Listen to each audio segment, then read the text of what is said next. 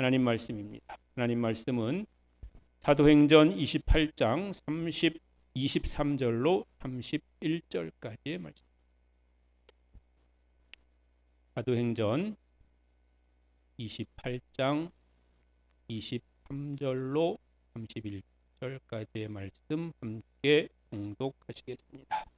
그들이 날짜를 정하고 그가 유숙하는 집에 많이 오니 바울이 아침부터 저녁까지 강론하여 하나님의 나라를 증언하고 모세의 율법과 선지자의 말을 가지고 예수에 대하여 권하더라. 그 말을 믿는 사람도 있고 믿지 아니하는 사람도 있어 서로 맞지 아니하여 흩어질 때에 바울이 한 말로 이르되 성령이 선지자 이사야를 통하여 너희 조상들에게 말씀하신 것이 옳도다.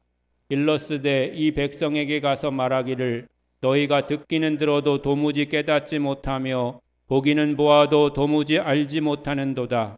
이 백성들의 마음이 우둔하여져서 그 귀로는 둔하게 듣고 그 눈은 감았으니 이는 눈으로 보고 귀로 듣고 마음으로 깨달아 돌아오면 내가 고쳐줄까 함이라 하였으니 그런즉 하나님의 이 구원이 이방인에게로 보내어진 줄 알라.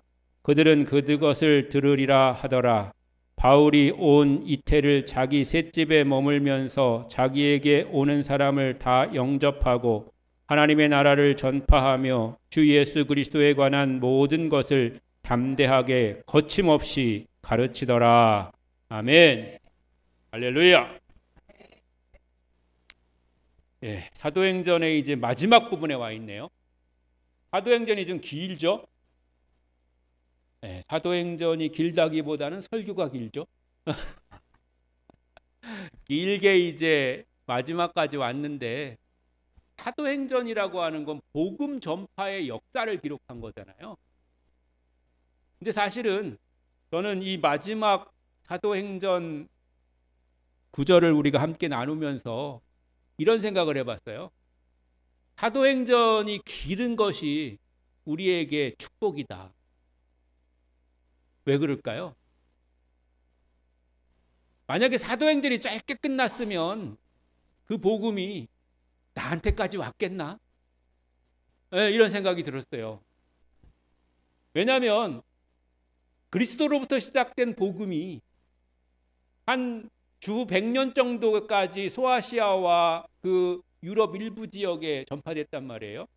그냥 0년부터 시작해서 한 100년까지. 그래서 이제 유럽 지역에 복음이 많이 전파되다가 1620년 청교도들에 의해서 그 복음이 미국 땅, 아메리카 땅에 전파된 거거든요. 그래서 또 그 미국에서 복음이 이제 점점점 펼쳐지게 됐잖아요. 흥황하게 됐잖아요. 그렇게 복음이 전해지던 것이 한 200년 정도 전해지다가 1885년 공식적으로 우리나라에, 물론 이제 그 전에도 복음이 전해진 그런 기록들도 있습니다만은 어쨌든 간에 그 정도 시기에 19세기 말에 우리나라에 복음이 전해진 거거든요. 그리고 오늘날까지 복음이 계속해서 전해지고 있는 겁니다. 그러니까 복음 전파의 역사인이 사도행전이 짧게 끝났으면 그냥 이스라엘을 포함한 그 주변 지역, 소아시아 지역, 아니면 이탈리아나 로마나 아니면 그 유럽 지역 일부에 전해지다가 거기서 복음이 끝나버리고 말았을 수도 있을 것이고, 그렇게 되면 우리나라에까지 복음이 전해지지도 못했을 뿐만 아니라 우리나라에 전해졌다 하더라도 현재 알게까지 복음이 전해지지 않았을 거라고 하는 겁니다. 더 나아가서 결론적으로 마지막에 말씀드릴 것이기도 합니다만은 오늘 바울의 사도행전의 복음의 역사는 사도행전 28장에서 끝나지 않고 있다는 것을 볼 수가 있습니다. 뭐 끝났다는 말이 없잖아요. 바울이 죽었다는 말도 없습니다. 그러니까 복음은 계속해서 바울 이후에도 또 오늘날 여러분 이후에도 계속해서 전파돼야 될 그런 복음인 줄로 믿습니다. 바울이 이제 드디어 로마에 도착했잖아요. 로마에 도착해가지고 이제 거기서 처음 만난 사람들이 유대인들을 만나게 됐어요. 왜냐하면 그래도 동족들을 좀 만나서 이해를 구하고 또는 도움을 요청하고 그런 일들이 있어야 되기 때문에 그런 것이죠. 그래서 이제 그들에게 예수를 증거했더니 그 사람들도 이제 관심 갖는 사람들이 있었던 거예요. 그래가지고 오늘 성경에 보니까 그 사람들이 날짜를 정해가지고 바울이 이제 기거하고 있는 그곳에 아침부터 저녁까지 사람들이 찾아오게 됐고, 바울은 그들에게 아침부터 저녁까지 강론하며 하나님의 나라를 증언하고 또 모세의 율법과 선지자의 말을 가지고 예수에 대해서 전파하게 된 것. 찾아오는 사람들이 누구였냐면 유대인들이었어요. 유대인들이었기 때문에 그들에게 말하려면 모세의 율법을 얘기해야 돼요. 왜냐하면 그들이 믿는 것이 모세의 율법이기 때문에 그런 거죠. 그들이 믿고 있는 것이 선지자들의 예언이기 때문에 그걸 근거로 해서 이야기를 전해야 됐다는 것이죠. 그래서 이제 그걸 가지고 예수에 대해서 전한 거예요. 선지자의 율법, 예언, 모세의 율법을 전한 것이 아니라 그 안에 담겨져 있는 예수에 대해서 전하게 됐다고 하는 것입니다. 우리가 주의 복음을 전할 때에 바로 그래야 된다고 하는 것입니다. 그 사람이 가지고 있는 그런 지식의 기준을 가지고 또 수준을 가지고 관심을 가지고 전해야 되는 거죠. 그런데 끝까지 그 얘기만 하다가 끝나면 아무 소용이 없는 거예요. 그 사람의 그런 가지고 있는 지식이나 아니면 그가 가지고 있는 관심이나 그가 가지고 서 있는 상황이나 이런 것들이 복음을 전하는 도구가 되어야지. 그저 그 얘기만 아주 신나게 하다가 이제 끝나버리면 우리는 복음을 전하는 사람이 될 수 없다고 하는 것이죠.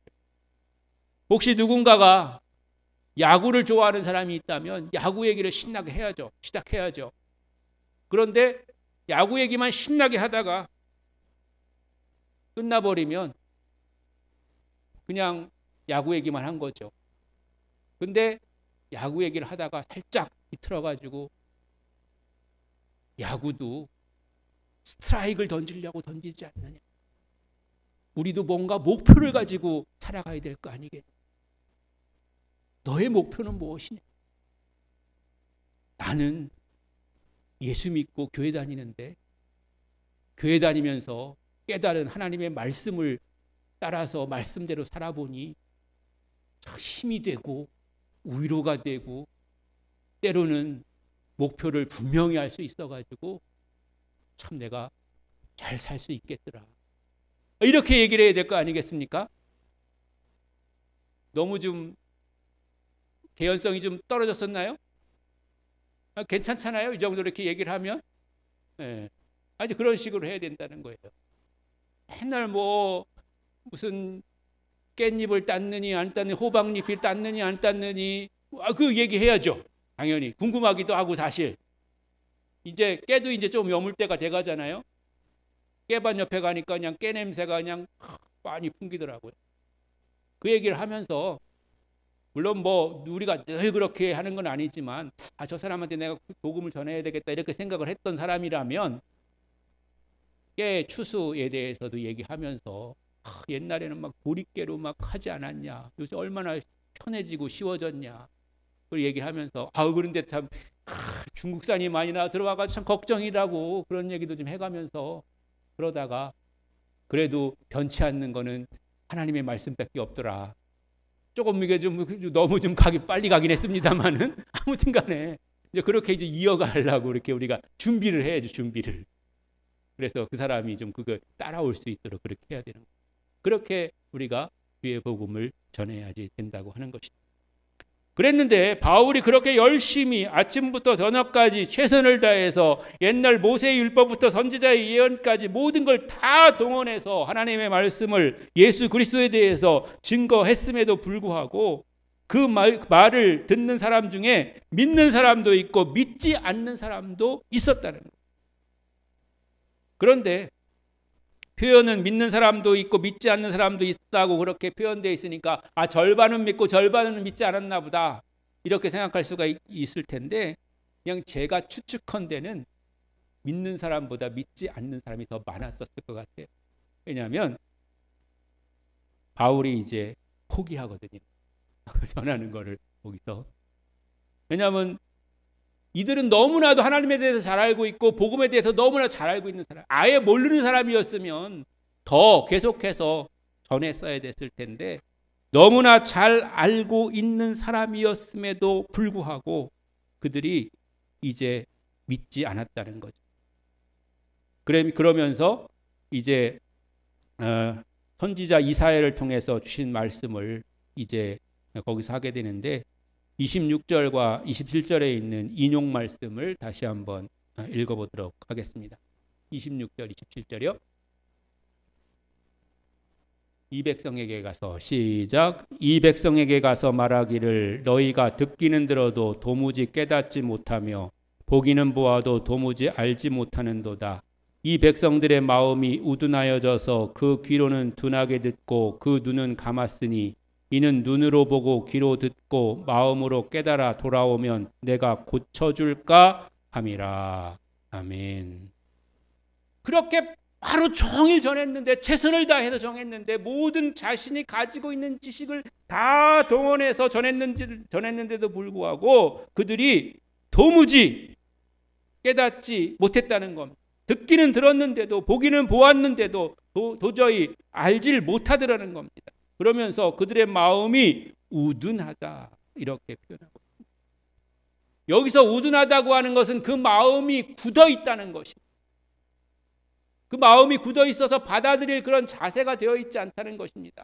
예수님께서 말씀하시는 씨 뿌리는 비유처럼 딱딱한 그런 밭과 같아서 씨앗을 뿌려도 그것이 그 흙속으로 들어가지 못함으로 말미암아서 싹이 키워지질 않는다고 하는 거예요. 어떤 사람과 얘기하다 보면 가끔 벽과 같이 얘기하는 것과 같은 사람이 있어요. 대화라고 하는 게 좀 이렇게 이야기를 하면 듣고 거기에 대해서 자기 의견을 다시 얘기를 하고, 또 그러면 내가 그건 몰랐었는데, 그러면 또 얘기를 하면 그 상대방이 또 그랬냐고, 그런데 사실은 이렇다고 이렇게 얘기를 해주고 그래야 되는데, 나랑 전혀 상관없이 자기 얘기만 그냥 하는 거예요. 그러면 그건 벽이죠, 벽. 어떻게 그게 대화겠어요? 대화가 될 수가 없는 거죠. 자, 그런 상태에 있는 거죠. 딱딱한 거죠. 상대방의 말이나 의견이나 태도를 받아들일 그런 자세가, 준비가 전혀 되어 있었지 않다는 거죠. 그러면서 그들의 마음을 이제 어떻게 표현하고 있냐면, 귀로는 둔하게 듣고 그 눈은 감았고 이는 눈으로 보고 귀로 듣고 마음으로 깨달아 돌아오면 내가 고쳐줄까 함이라. 그러니까 자기가 고침받을 게 지금 두렵다는 거예요. 지금 이 표현대로 하면 내가 믿으면 구원받을까 봐 너무 지금 두려운 거예요. 구원받을까 봐. 이거는 구원받는 게 뭔지를 몰라서 그렇다는 게 아니라 다 알고 있는데 받아들이려고 하지 않는다는 그런 뜻입니다. 더 나쁜 거죠. 아예 몰라서, 아예 모르면 또 더 관심을 갖고 또 귀를 기울이고 또 거기에 대해서 알려고 하는 그런 호기심, 이런 것이 생길 수가 있는데, 여기 있는 유대인들은 다 알고 있는데도 불구하고 그 알고 있는 그대로 될까 봐 그것이 두렵다는 말은 그것을 거부한다는 말이죠. 그것을 싫어한다고 하는 그런 말이 될 것입니다. 혹시 우리가 그런 생각을 하고 있지는 않은지 우리는 우리 자신을 돌아보아야 될 것입니다.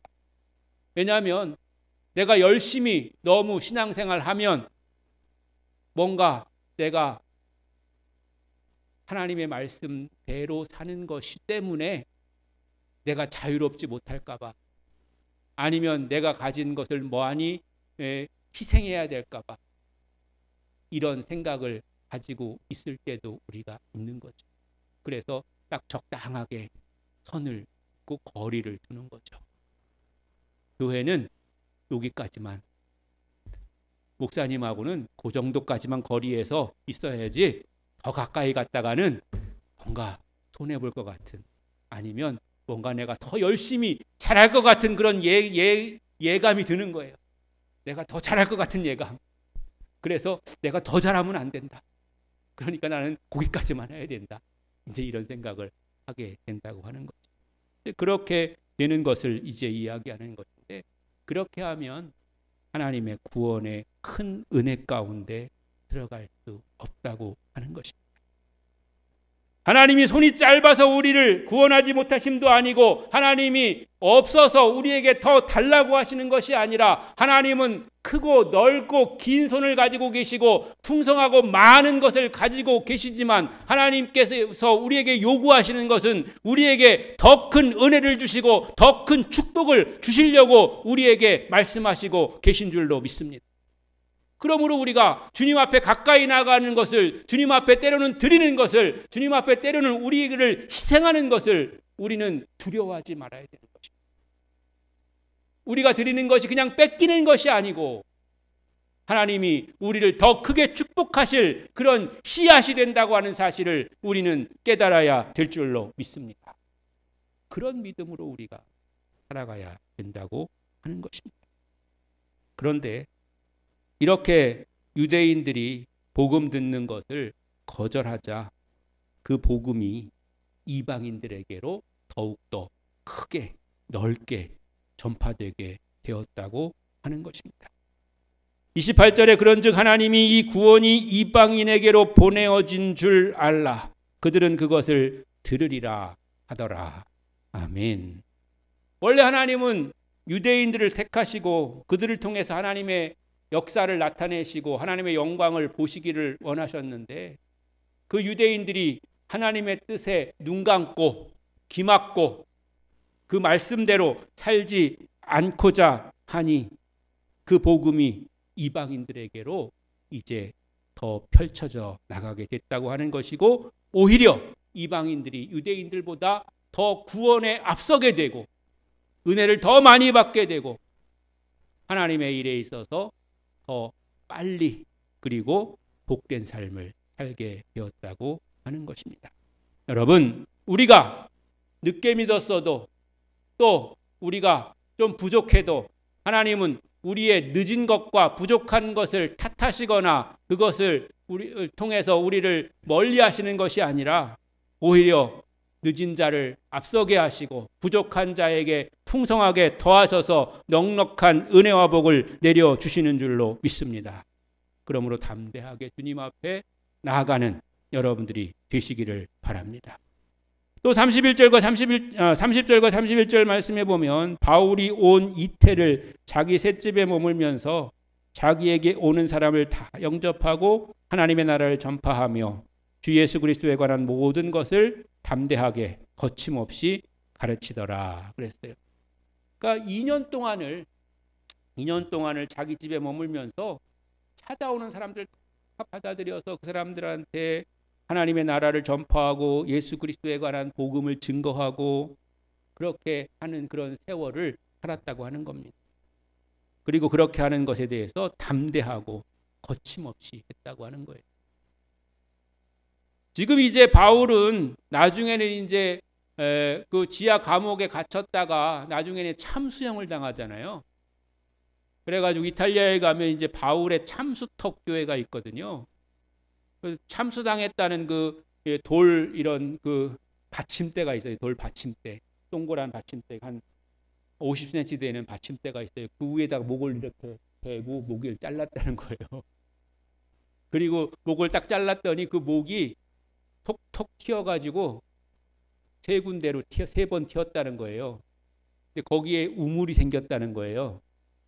약간 좀 그 정도까지 가면 좀 전설 따라가 되긴 하지만, 아무튼 간에 중요한 거는 뭐 아주 옛날의 일이고 또 그것이 또 이렇게 신비롭게 이렇게 하다 보니까 그런 이제 이야기들이 생기기도 하고, 진짜인지 가짜인지 뭐 지금 저도 알 수 없습니다만은 어쨌든 간에 그거는 성경은 아니니까 우리가 꼭 믿어야 된다 이렇게 뭐 말할 필요는 없는 거죠. 그러나 어쨌든 간에 그렇게 되었다고 하는 것은 그만큼 그 죽음이 귀중하고 소중하고 또 기억할 만한 것이었다고 하는 것이죠. 그런 일들을 통해서 하나님의 복음이 전해지게 되었던 거죠. 그리고 그 복음은 끝나지 않는 복음이라고 하는 것입니다. 사도행전이 바울의 죽음을 기록하지 않은 것처럼 여기서 끝이다, 이제 끝, 이렇게 쓰지 않은 것처럼 복음은 이제도 여러분을 통해서 계속해서 전파되어야 될 줄로 믿습니다. 이제 사도행전이 끝나고 새로운 복음의 시작은, 새로운 사도행전은 내가 행전이 되어야 될 것이고, 이제부터 바울은 내가 바울이 되어야 될 줄로 믿습니다. 여러분, 이제 오늘 설교를 듣고 나아가는 순간부터 여러분들의 행전이, 복음의 행전이 시작되고 여러분이 바울로 채워져서 복음을 전하는 그런 일들을 감당하게 되시기를 주님의 이름으로 간절히 축원합니다.